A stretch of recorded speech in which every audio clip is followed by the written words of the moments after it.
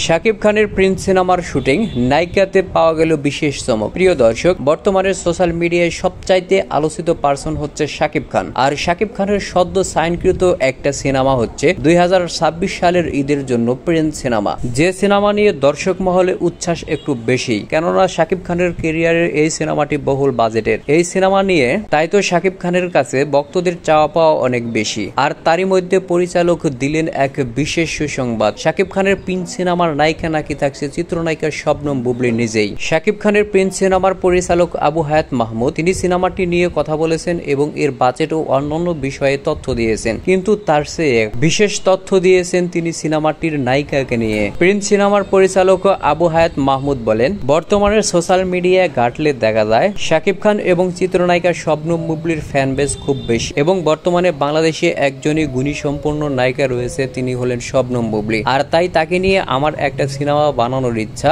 আর সেই ইচ্ছাটাই পূরণ করব প্রিন্স সিনেমার মধ্য দিয়ে। এমনই ভাবে সম্প্রতি প্রিন্স সিনেমার আপডেট দিয়েছেন পরিচালক আবু হায়াত মাহমুদ। পরিচালক আরো বলেন, সিনেমার প্রি প্রোডাকশনের কাজ চলছে, খুব শীঘ্রই সিনেমাটির শুটিং শুরু হবে এবং এই সিনেমাটি একটু টাইম নিয়ে যত্ন সহকারে বানানো হবে, এমনই ভাবে মন্তব্য করেছেন প্রিন্স সিনেমার পরিচালক। তো প্রিয় দর্শক, প্রিন্স সিনেমায় নায়িকা হিসেবে যদি শাকিবের বিপরীতে চিত্রনায়িকা শবনম বুবলী থাকে তাহলে কেমন হবে? আপনার মন্তব্য জানিয়ে দিন ভিডিওর কমেন্ট বক্সে।